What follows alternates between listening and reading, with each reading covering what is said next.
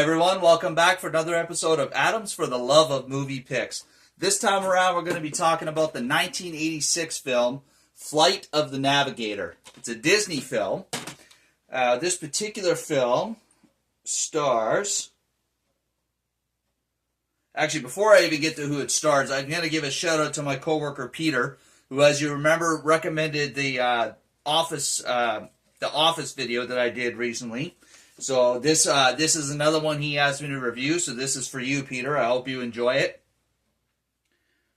So, as I was saying, Flight of the Navigator, it stars Joey Kramer as David Freeman, Paul Reubens as Max, which the voice of Max, which, as you know, Paul Reubens is Pee Wee Herman.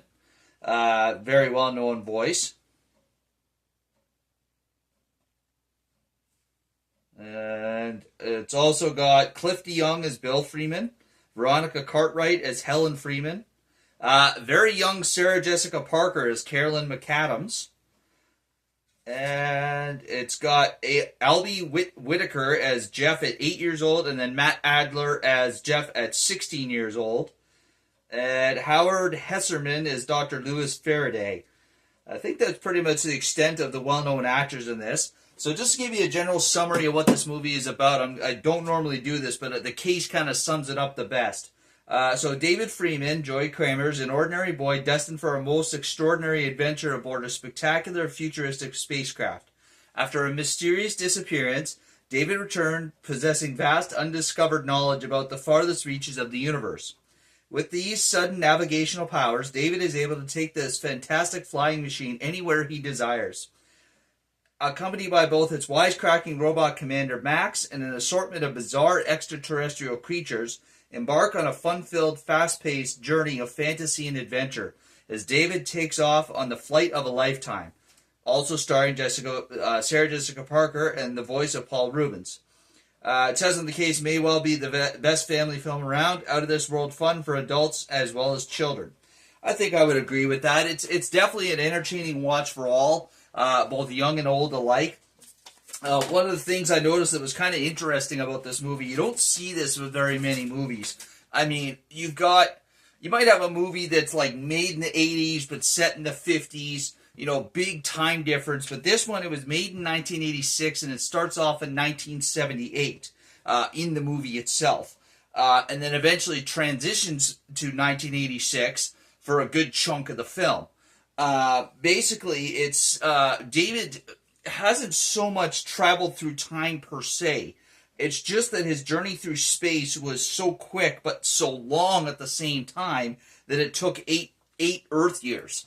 So basically, there's a theory of light speed travel. If you were ever able to reach that speed beyond the speed of light, that you could basically theoretically travel somewhere great distances away, but in a very short amount of time.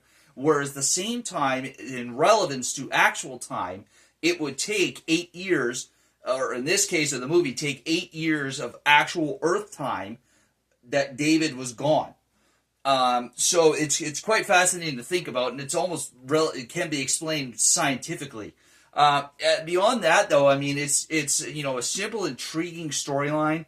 It's probably one of, I would say, Disney's lesser known movies compared to some of their other movies from that era.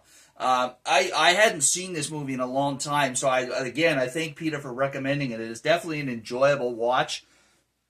It's my favorite, obviously. Having Pee Wee Herman voicing Max the robot, he's hilarious. You wouldn't think a simple robot that basically is just like a giant mechanical eye would be all that hysterical, but just with the voice of Pee Wee Herman, he's quite hysterical and makes up for a lot of comedy that happens in the movie.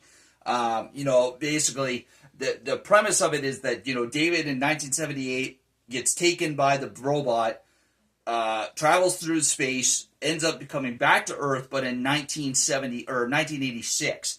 And the Max and the ship that he's commandeering end up crashing into a power line, gets disabled, and gets taken by NASA, and then NASA research facility, and then they're trying to study the ship. But at the same time, they come to realize that David has some connection with the ship. After he reappears in 1986, not having any memory of the last 8 years. So it's just a fun-filled, whimsical adventure. It's a great, like I said, a great family watch for anybody who's just looking for a good family film and maybe something they've never seen before. I highly recommend Flight of the Navigator. All right. As always, folks, if you enjoy my video, please click that thumbs up, leave a like down below. Feel free to leave a comment down below in the comment section.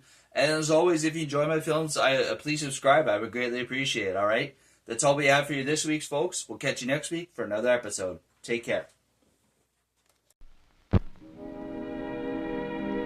And now, folks, it's time to say goodnight. We sincerely appreciate your patronage and hope we've succeeded in bringing you an enjoyable evening of entertainment. Please drive home carefully and come back again soon. Good night.